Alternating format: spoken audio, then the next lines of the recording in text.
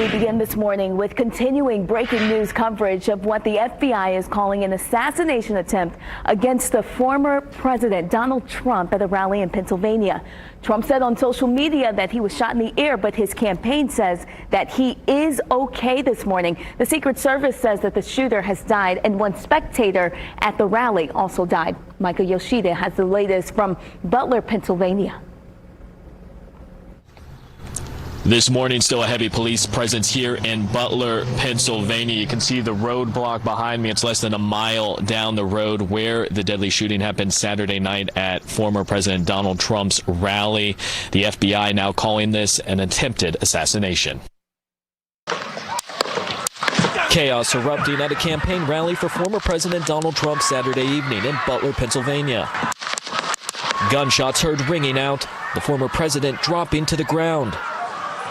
Moments later, video shows Secret Service agents swarming and lifting up Trump, his face bloodied. Trump then pumping his fist and shouting "fight" to the crowd to show he's okay as he's rushed away. The FBI calling the incident an assassination attempt against our former president, Donald Trump. The Secret Service killing the suspected shooter, who the FBI has identified as 20-year-old Thomas Matthew Crooks from Bethel Park, Pennsylvania. Law enforcement says he was positioned on a building rooftop just outside the rally. Eyewitnesses describing the scene. It's very shocking. It's just, I think a lot of people in the crowd just thought it was fireworks going off. I knew immediately it was gunshots. All we know was shots were fired, and then I jumped over the barrier and put my hand on the guy's head that was CCD. A Secret Service spokesperson saying this is an active investigation. Early Sunday morning video posted to X by the Trump campaign showing the former president deplaning in Newark, New Jersey. President Joe Biden did speak with Trump after the shooting, saying he's grateful he's safe and denounced the violence in Saturday night remarks. There's no place in America for this kind of violence. It's sick.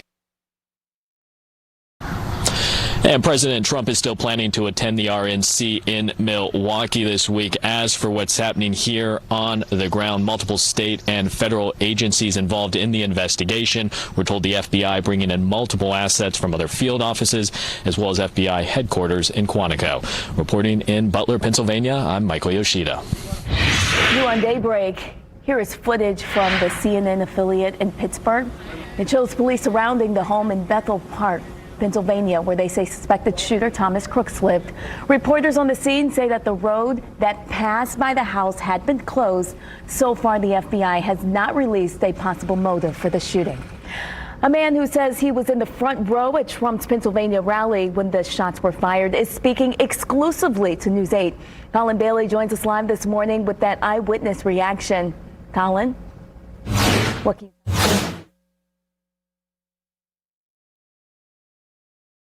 He says he has family here in Indiana. He spoke to News 8's Kyle Russell just a few hours ago. He says he was just 50 yards from the podium where Donald Trump was speaking in Butler, Pennsylvania, when those shots were fired. Check out these pictures from Dresbling took as the scene unfolded minutes into the Trump rally. From the photos, you can see the blood on former President Trump's face.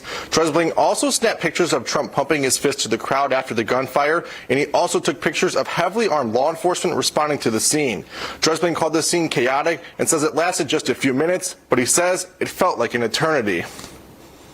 He spoke for, I don't know, 5, 6, 7 minutes, and then I heard pop, pop, pop, pop, pop, pop, pop, pop. And at first I thought it was firecrackers, somebody screwing around, and I heard the sound off to my right, and within, what seemed like hours in my head was only a few seconds, realized that this was not somebody with firecrackers screwing around. Saw him go down, and Secret Service encompassed the podium there and everything, and honestly thought he was done. Dresbling says after the former president left the stage, many in the crowd were holding their heads and full of emotion. Dresbling compared the situation to the assassination of President Abraham Lincoln and the attempt on the life of President Ronald Reagan, and he says he is not sure what will happen next during election season. I'm Colin Bailey for Wish TV, wishtv.com, or follow us on Facebook for updates. And in the hours after the news of the shooting, reaction from Hoosiers began to pour in. News 8's Kyle Russell caught up with people across the Circle City to get their thoughts as the news broke. 6:30 on Mass Ave, nearly 400 miles from Butler, Pennsylvania.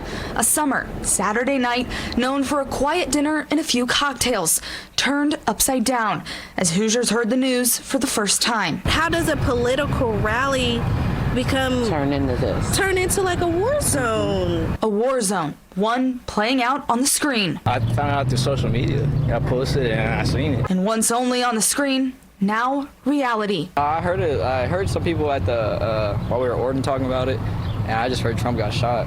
As reality set in, one question surfaced. I mean, what type of world are we living in, number one? Whether you like him, whether you would have voted for him or not, that's not where we're going with it, right? I mean, human life does absolutely have the highest regard, and I feel like that's just more and more now these days going out the window. And political or not, that question remained.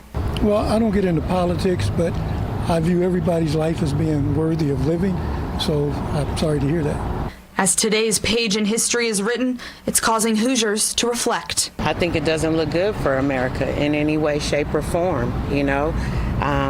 Unfortunately, this is not something that we want to be able to, flash back on, right? We're trying to make better for our kids, make better for all of our kids in their future. This is not the way.